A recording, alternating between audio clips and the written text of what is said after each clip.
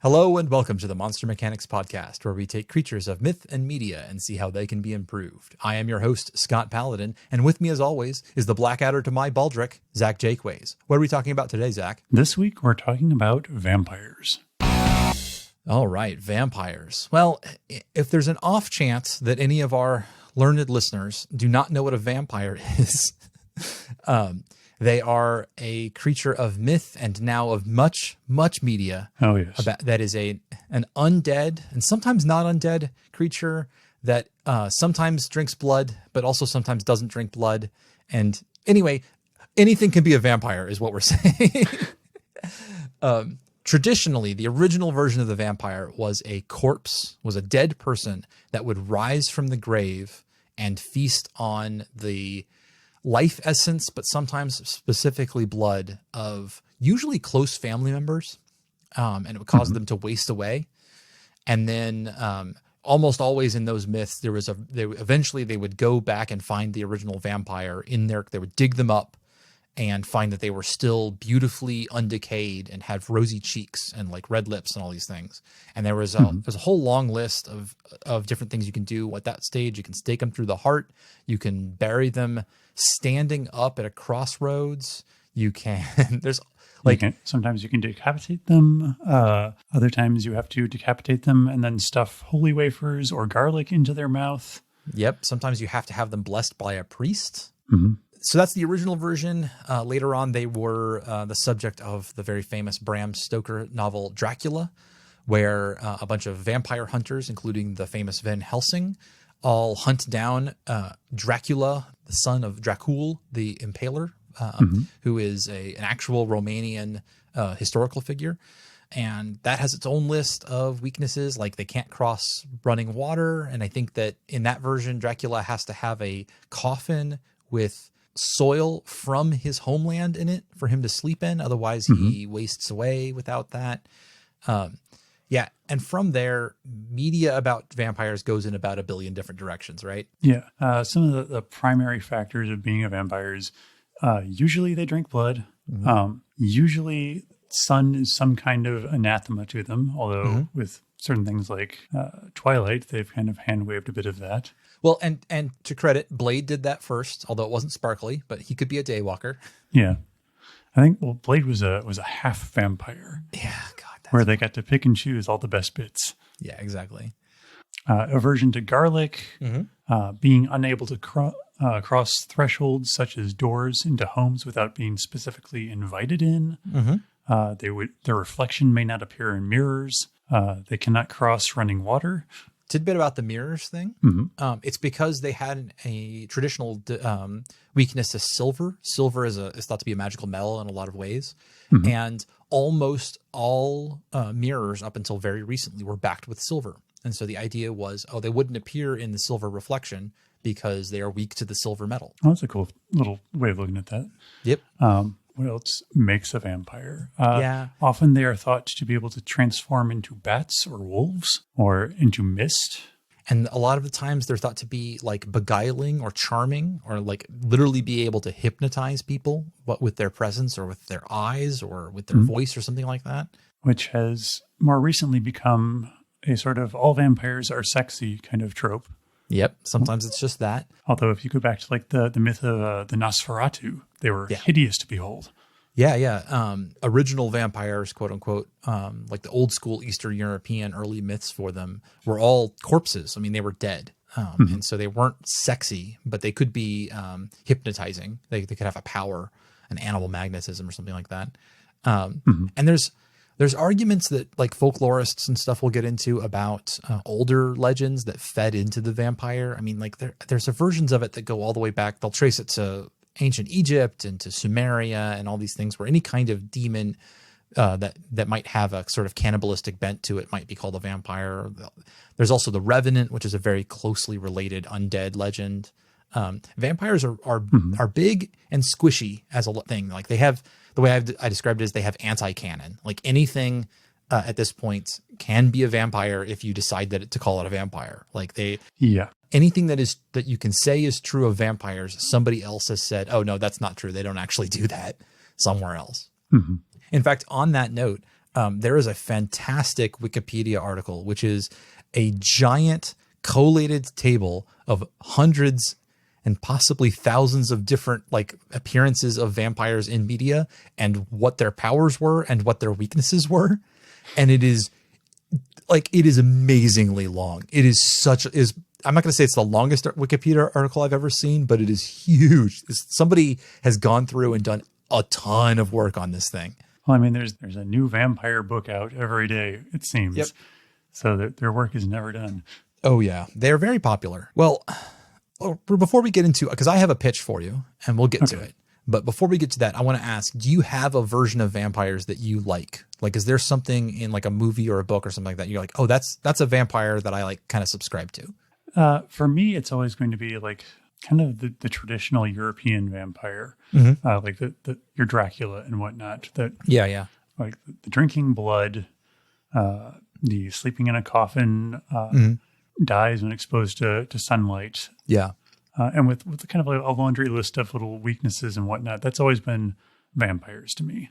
Yeah, I have to agree on that one. If I was going to say the same thing, like go back to the sort of traditional legends where somebody dies and then they start like feeding on the people around them, possibly without explanation. That's the one I like the most. Before all of this other myth kind of crept, that feels like the original vampire to me. Another favorite of mine, although it's less seen in popular media, is the Jiangxi, the Chinese vampire. They are corpses that feed on the life essence of of humans nearby. They move by hopping. They can be disabled by tokens or charms placed on their forehead by monks. There's a fun, campy kind of monster when seen in film. That's cool. Yeah. Awesome. Well, so I have a pitch for you, which is our version of vampires. Obviously, almost anything that we could say has probably been done somewhere. I mean, like if we turn vampirism into a disease that was caused by microbes, that's been done. If we made it into an expression of like a god's will, that's been done. And I think there's that some that are like vampires are a species. Yep. But they've been living besides humans. They're the predator of human species. Like that can all be done. But I've got a specific pitch, which is that we're talking about a world. So this is kind of a world building exercise here rather than just a single monster. Some of my favorite. Awesome. In this world, vampirism is something that anyone can do. Okay. It could be as esoteric as you just start feeding off the life energies, or it really could be straight up like cut somebody's jugular and drink their blood.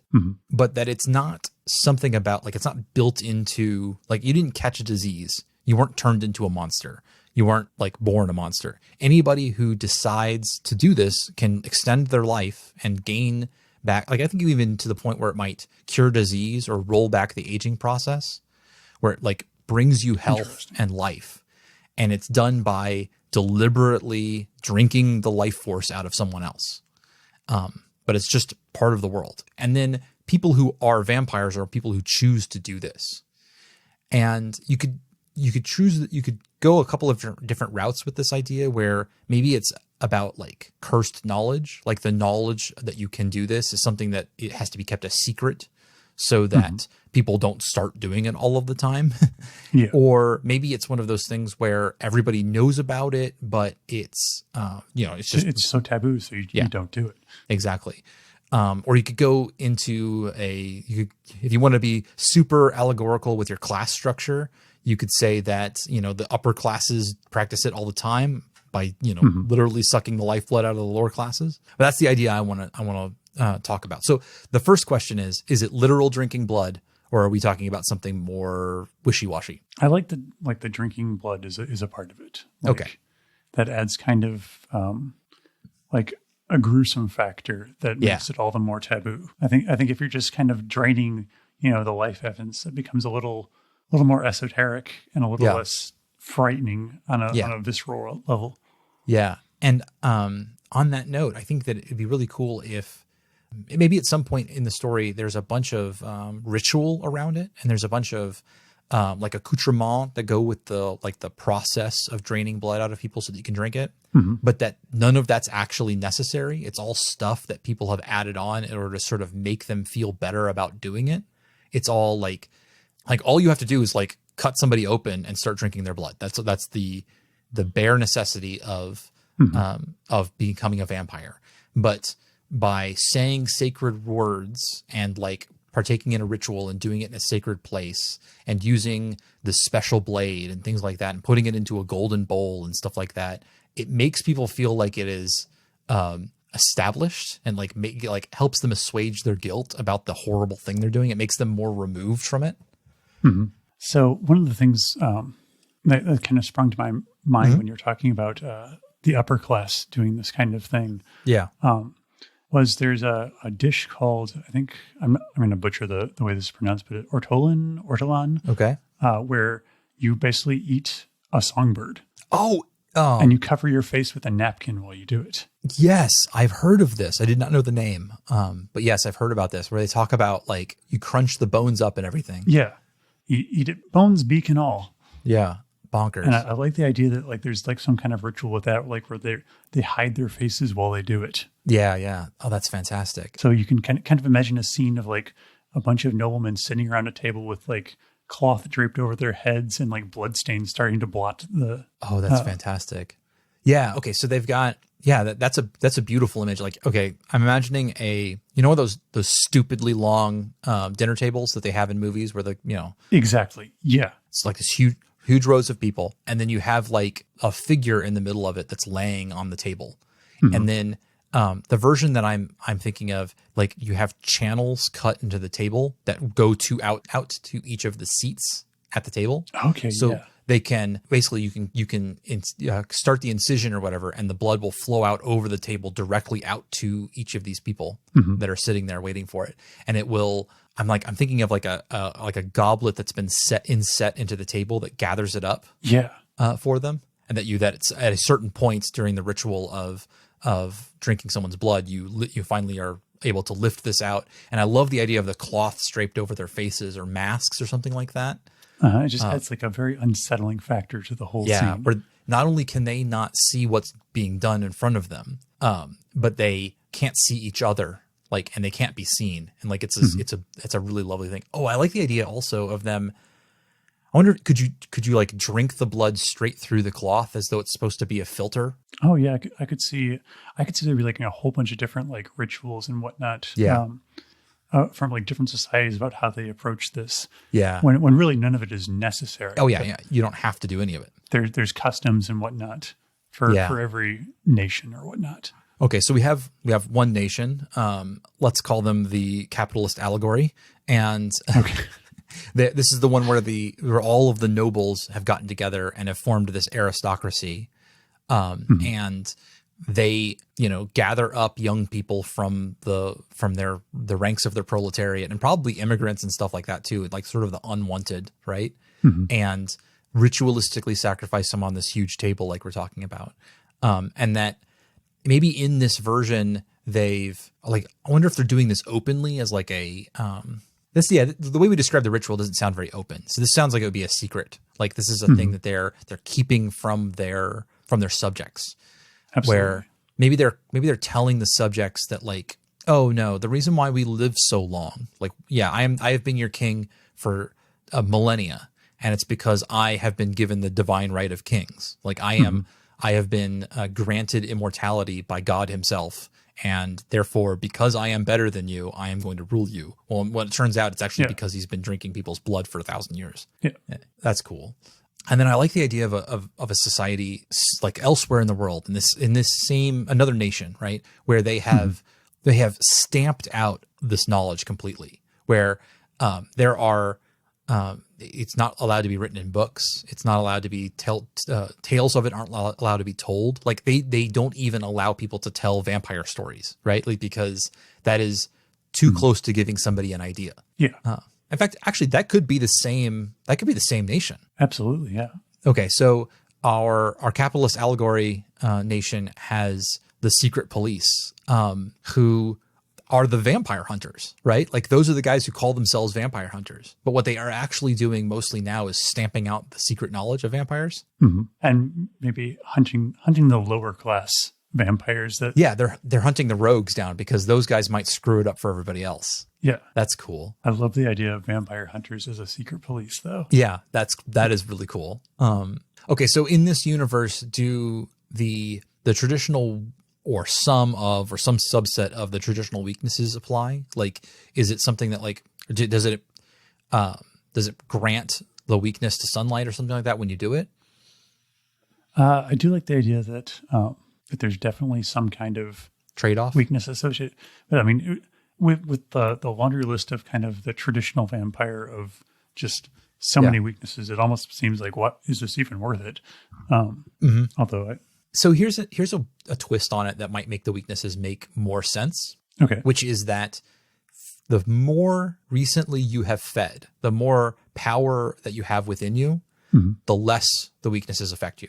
So a freshly feasted vampire can go walk in the day and isn't affected by holy symbols and can use silver and everything. Like, it's just a normal thing. And it's that when they start to become, the hunger starts to come back, when they start needing to feed on another human again, that they start getting those same things. Like they start to, at first they just sunburn super easily. And then it turns out that like just going into sun will start to burn their flesh and turn them to ash.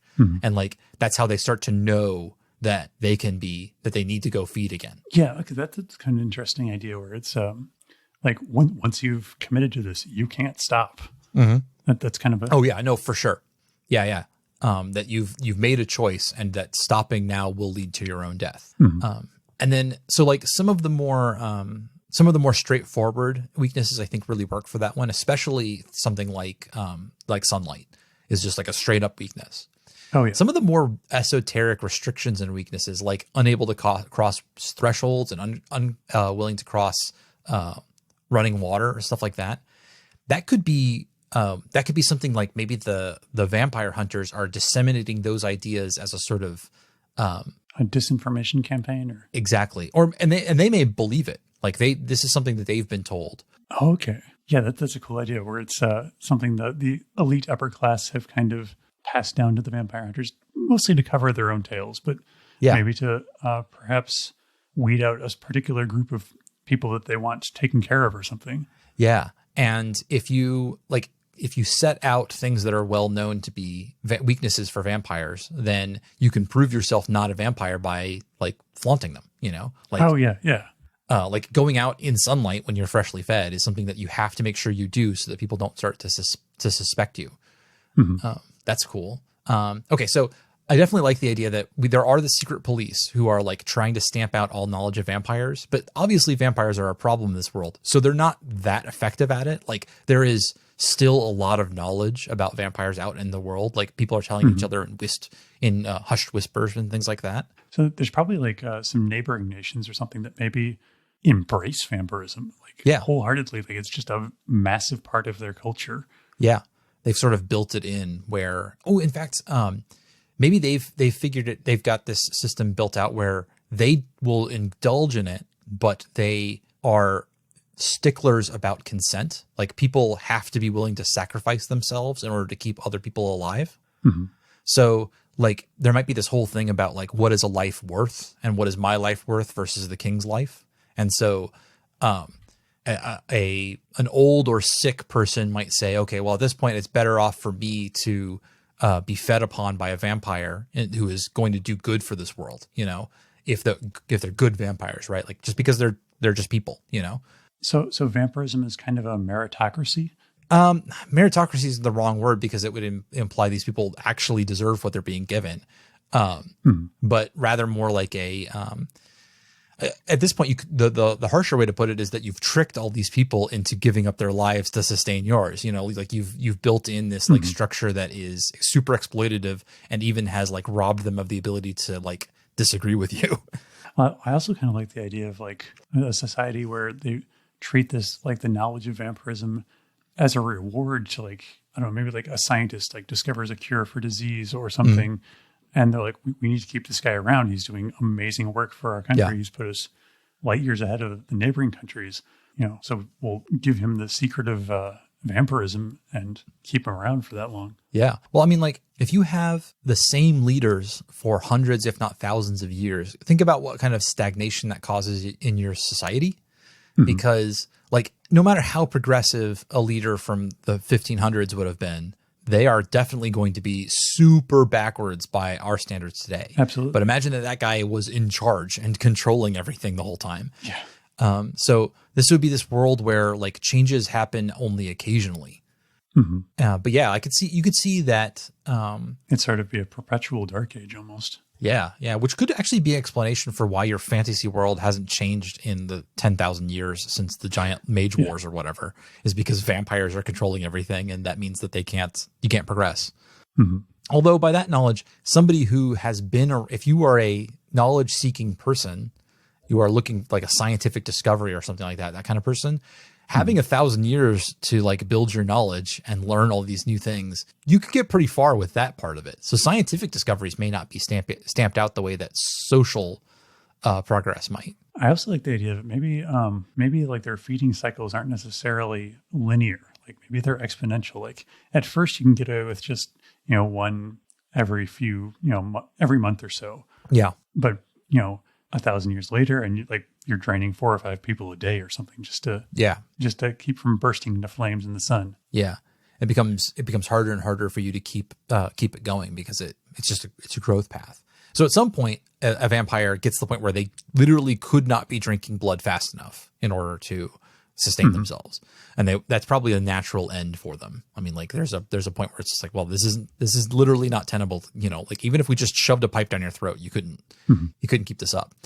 And there also would be other vampires probably waiting in the wings going, the king has been around here for about 100, 200, 300 years, something like that. And it's getting kind of, he's quite old and it's getting to be a problem. So let's stage a coup. And, we've always been at war with Eurasia. And suddenly, we've turned things around. And now it turns out that he was actually a vampire this whole time. And he was killing people. And we've disposed him and killed the evil. And now your new king will just carry on for now. Who is definitely not a vampire also. Who's definitely not a vampire. Yeah, absolutely. 100% not a vampire. Trust me. Okay, so I love these vampire hunter characters. So are any of the vampire hunters vampires themselves, I wonder? Are they all being kept in the dark, or? God, I imagine there's got to be like the upper ranks. There's got to be some. Yeah, where like you start off as a day one acolyte and as a vampire hunter, and they don't tell you anything. Like they're the ones who are telling you all of the initial misconceptions. Like here's your vampire hunting manual, and it includes things like they can't cross thresholds, and as you rise through the ranks and become deeper and deeper ingrained into the vampire hunting organization, eventually they're like, oh, you know what? Those lower things are myths that other people believe, but it turns out that's not true, so that you'll actually know more. And then eventually you get up to, if you're number 3 or 4 in the organization, and they're like, you've been working for us really well for about 60 years, but you're getting a little bit long in the tooth. How would you like to work longer? And, suddenly you're sitting at a long table with a cloth over your face. Yeah. So this is literally just like a world where there is like literal life force in people's blood, right? Is there any knock-on effect of that? Like, is there something else that being true would cause maybe elsewhere to be true? Like, does this mean that blood magic could be a real thing? Why not? Yeah. Pulling back to old school magic, true folklorish magic where you like have to get a bit of somebody in order to work magic on them. This could be a world where if you get a little bit of somebody's blood, you can taint it or something like that, or you can cause them ill will because you have access to their very life force.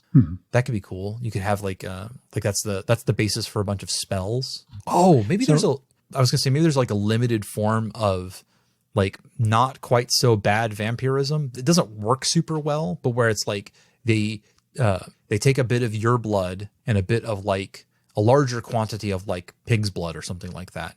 And you do a spell that turns some amount of the life force in the pig's blood into human life force. And you can use that as like a healing balm for the person whose blood it was.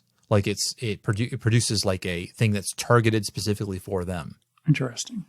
Like a specialized healing potion. Yeah. It's like, and it's like expensive in terms of like manpower, and like you need to use a lot of blood in order to get not nearly so much healing out of it. But maybe it's like one of those things where, the village witch would know this process, and like everybody else kind of keeps it on the down low that this is even a thing, because definitely the vampire hunters, if they found out that somebody was doing this, would come after you for it, because it's too close to real vampirism.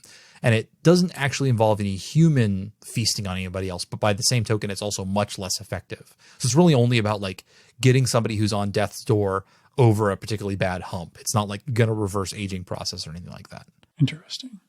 Well, that kind of brings me to a question I had. Like, what's the threshold for vampirism? Like, if you kiss your child's scraped knee or whatever and get a little bit of blood on your lips, are you now a vampire?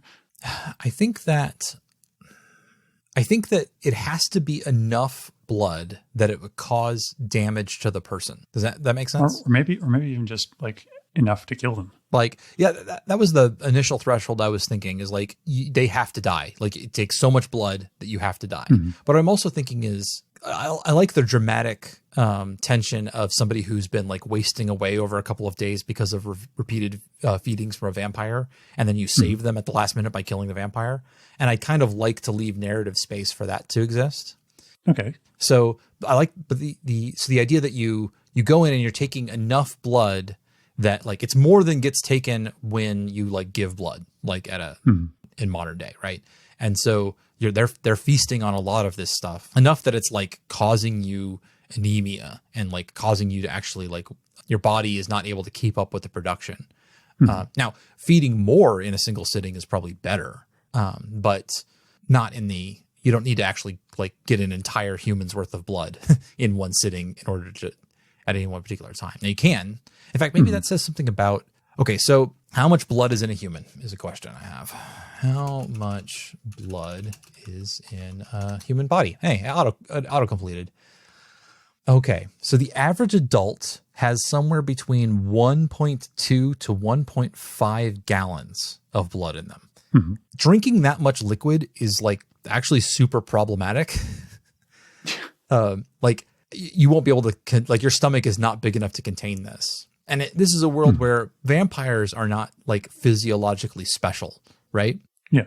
So maybe it's something more about like, maybe it tells us something about blood in this world, where like blood doesn't have the same sort of physical properties that it does in this world than it does in ours. Maybe people have less of it in them, or it's more like an energy, or it's more potent, or maybe it has something to do with intent, like drinking some leftover, like accidentally drinking somebody's blood as you're like pulling venom from their wound or something like that won't cause vampirism.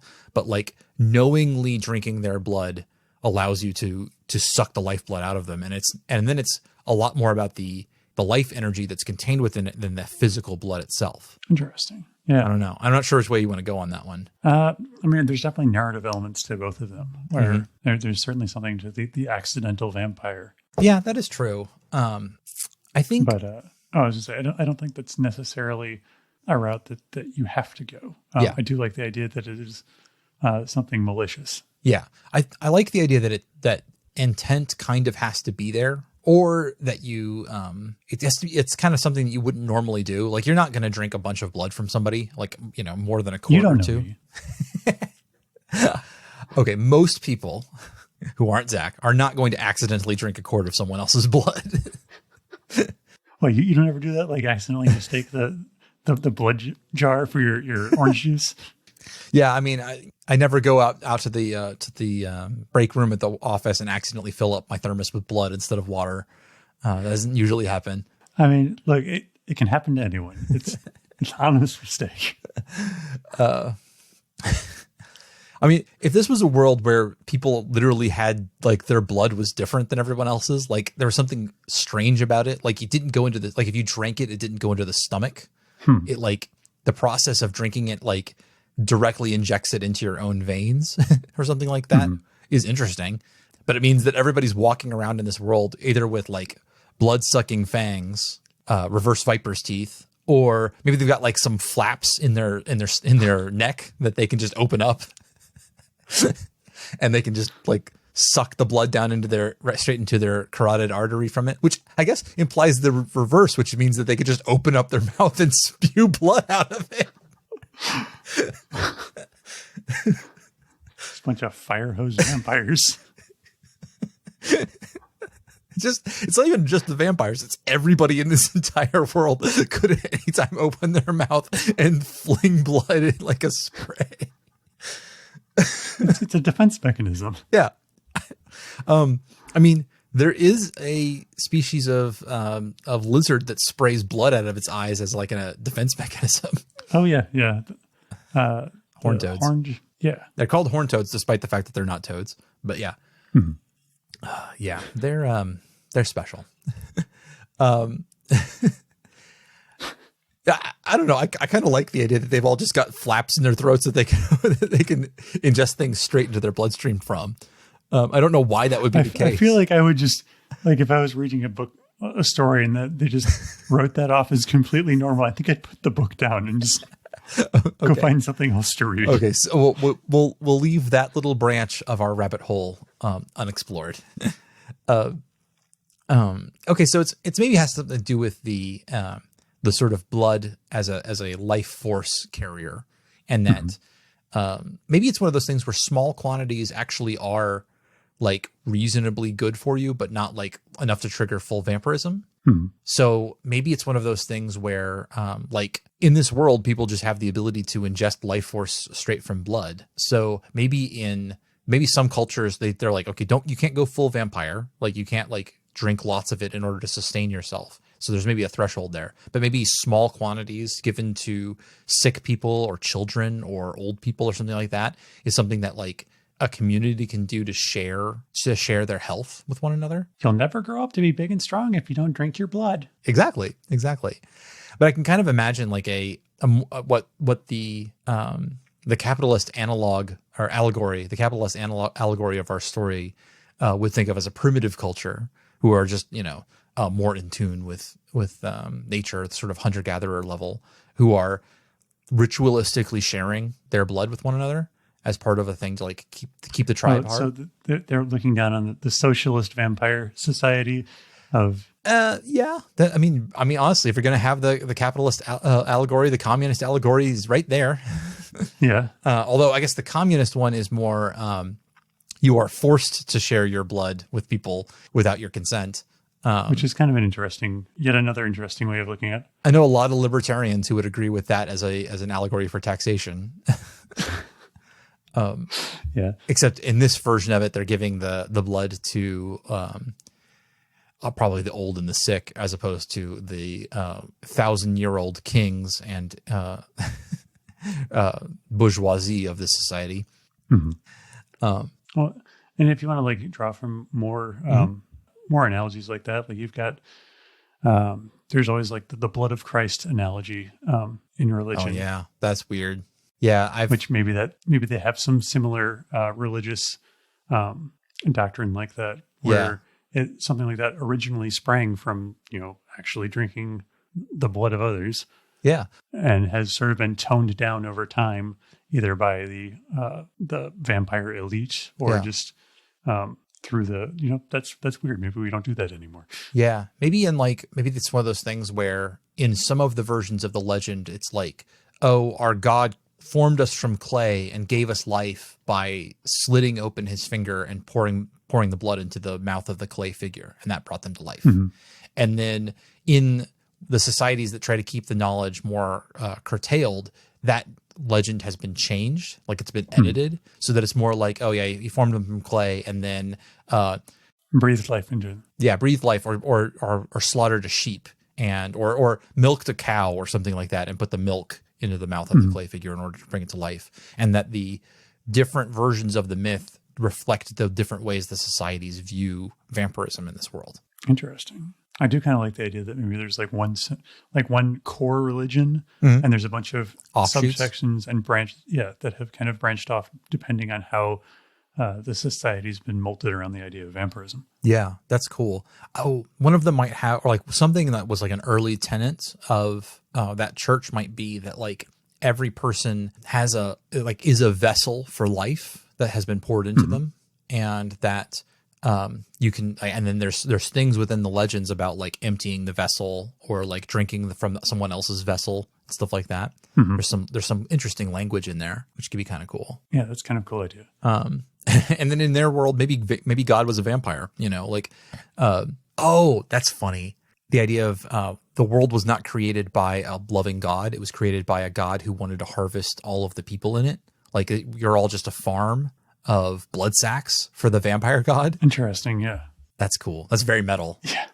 I could also see like a vampire society where like they want to portray this one, like the king vampire or whatever, as the scion of God by like sort of adapting their mythology to reflect that, oh yeah, like, the son of God will drain the vessels of others and that kind of thing like that. Yeah, you totally could as a sort of propaganda move. Yeah, that's cool. And then a lot of that imagery could be worked into the rituals that like the more discerning vampires, the ones who want to sort of distance themselves from the awful thing they're doing, that they take part in. So there might be a whole thing about like ritualistic prayers and like calling upon the name of the gods and things like that, and saying like, oh, in doing this we are enacting your will and stuff like that. That'd be cool. Yeah. Yeah, this is a weird world. I like it. So are there any other aspects of vampirism that we haven't really touched on? Well, there's in this world, the other big one that we haven't really talked about is like how vampires are made. In a lot of media, it's usually like it takes a vampire to make a vampire. Yeah. And in this one, it kind of doesn't. Like anybody has the capacity inside of them, but in the sense of like, it takes somebody who knows about this process to tell someone else. Like the transfer of knowledge becomes how you create a vampire. Not just the transfer of knowledge, but then like the convincing that it's okay. Vampirism becomes more of a social thing, or like a meme more than a. And when I say meme, I don't mean it in the modern internet usage of ICANN has blood or whatnot. I mean it in the original version of a meme, which is the idea of ideas that propagate of their own accord from mind to mind. And so vampirism as a sort of mimetic threat to the society is something that when you transfer the knowledge from one person to another, it becomes dangerous. Interesting. Yeah. And that's sort of the corollary there. Is there what are the other big weaknesses of vampires that maybe they can be slotted into? Let's see. There's sunlight, in some cases, silver, running water, garlic, holy imagery. Yeah. In this world, holy imagery is actually like attractive to them. Like it's a whole thing. So silver is a good one. Garlic and silver are both cool because they're sort of naturally occurring. Maybe silver has the okay, so maybe gold and silver, the two sort of known precious metals, the big ones, the big boys. Gold is sort of a pro-vampire metal, and silver is sort of an anti-vampire metal. And so there are certain qualities of gold. Like if you spill blood into a golden vessel, it will remain drinkable by a vampire for longer. Like normally you have to drink straight from the tap, as it were.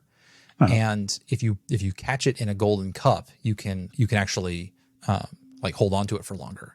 Whereas silver might be something that works in the exact opposite. Like wounds made from a silver dagger cannot be drunk from at all because it's been poisoned. Interesting. This does kind of add another interesting element of opulence to that tableau we were talking about. Yeah, earlier, an entire table where, they've got a golden knife. Yeah, and a golden table, or a table with golden inlay. Yeah, that would be really cool. Whereas silver, as still very valuable enough to be sort of rare and precious, but not as valuable as gold, puts it in an interesting narrative place where it's like something that might be attainable in small quantities by poorer people, basically, but it would still be very precious to them. I love the idea that silver creates poison in blood. It could be one of those things where so like drinking, if you drink from a silver goblet, then like it poisons your blood against the vampire, because some of that metal some of what's in that metal comes into you. Yeah. Oh, so here's another interesting idea. So like because vampires can be anybody, they don't have like the built-in fangs that we so commonly see with vampires in media. Yeah. But like, what if they have like a special set of dentures, of golden dentures or something? Oh, that's cool. Yeah, I like that. That they use to drink straight from the tap. Yeah. They have to keep them around just in case they need a quick fix rather than the giant ritual. And so like, there's not really any like set method of like, some will have like a single puncture thing. Others will be like a blade or something on the inside of it. Yeah. But every one of them is sort of their vampire dentures. Yeah. It's an implement. That's cool. Let's see. What's the garlic keeps coming up, and it is very big on vampire stuff. What's the thing? It's called allicin, is like the active ingredient in garlic. To me, garlic seems like one of those like some of those propaganda elements. It could be, or maybe it's just one of those things where it really could just be one of those things where, okay, there's two versions of it. One, it really does make you taste bad. Like if you eat a lot of garlic, your blood just tastes bad it won't stop them or anything. They just don't like it. And so you're less likely to be attacked. Or the other version is the propaganda version, where it turns out that like the vampires love garlic. And so you are pre-seasoning yourself for them. And so by spreading around like, oh, garlic's good for you, it'll keep the vampires away, they're actually getting people to like take in more of it. I think maybe a third option is sort of a confirmation bias where like one vampire is like, I don't like garlic. Yeah. I don't like the way it tastes. Yeah. And so they're like, the vampire hunters took that as doctrine. We're like, oh, vampires hate garlic. And he's like, no, just me. I don't like it. Yeah, that's perfect. Yeah, I like that. Where it's just one of those things that just sort of erupted and nobody's completely sure about where it came from, but it was just like a naturally occurring confirmation bias. I love it. But I do, although we were talking about silver and how vampires wouldn't reflect in it because of the mirrors and all that stuff, because of using silver in mirrors. What if in this version of it, instead of silver mirrors like not showing their reflection, it actually just reveals their nature? Like if you see a vampire's reflection in a silver mirror, like you like maybe their appearance is you see different. like the true age as though or maybe they're stained with blood or something like that. Okay, yeah. What about the notion of having to like sleep in a coffin filled with grave soil? Yeah, sleeping in coffins is such a big thing. I feel like we need to try to work it in. Maybe that's not a like physiological problem, but it's one of those things where it's the answer to some sort of security problem that vampires have, where like they feel super vulnerable, like especially the aristocratic vampires of our capitalist allegory are all like kind of at each other, conceivably are all at each other's throats at any particular moment as they try to like bump off rivals Medici style. And so they tend to sleep in like super secure rooms with lots of locks and guards, and like down to the point where they'll even have like armored coffins that they sleep in because that's where they feel most safe. And then it's a thing that vampires do in the world because because they're paranoid basically, but that if they didn't do it, it wouldn't like kill them, except unless somebody else got a hold of them. Like it's really just a practical knock-on effect of being a vampire rather than anything intrinsic to them. So are there any, like we've talked about the weaknesses, but are there any, aside from a longer lifespan, are there any benefits to vampirism? Like, do they get any of like the classical benefits, like turning into wolves and bats or mist? Do they get like strength and speed? I think for this version of vampires, it makes the most sense to go for like the strength and speed, and especially like a freshly fed vampire is like twice as strong as a man because he's got 2 people's worth of. Okay, yeah. Or actually, they're burning that life energy faster than regular humans are. So they during that first bump, they have so much more of it to use, and so like their senses are heightened, their reflexes are better, they're faster, they're stronger, like they're more resilient to damage because they have all of this extra life energy inside of them. Like they have limited regenerative properties. Yeah. But then as time goes on, they start to feel less and less of that effect until they start feeling the weaknesses that they would get knock on, which means they need to feed again. I think that makes sense. Okay. Yeah. The actual full on transformations, I'm not sure how to work that in mechanistically to what we've been describing so far.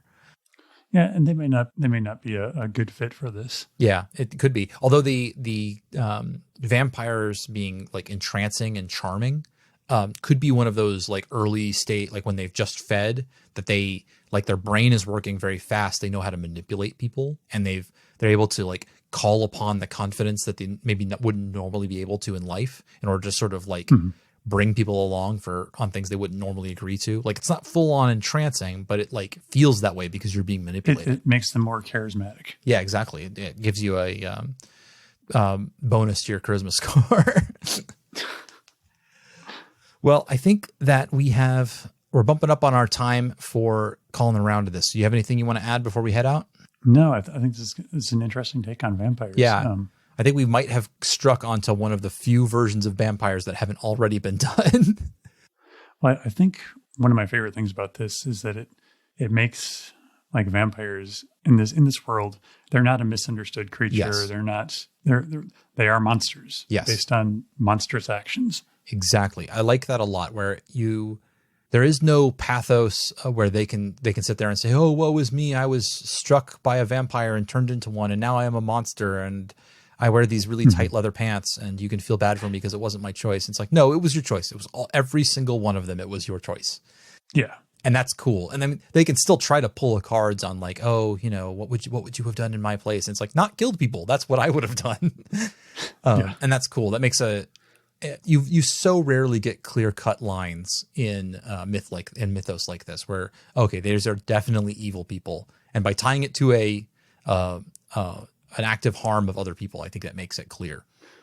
Well, I think maybe a long time ago there was like very clear cut, like this is a monster. You hate this monster. But modern media has tried to sympathize with the devil in so many cases. There's the ongoing process in D&D monsters where somebody will take a monstrous race and they'll make them more charismatic and interesting, and they'll show the good ones.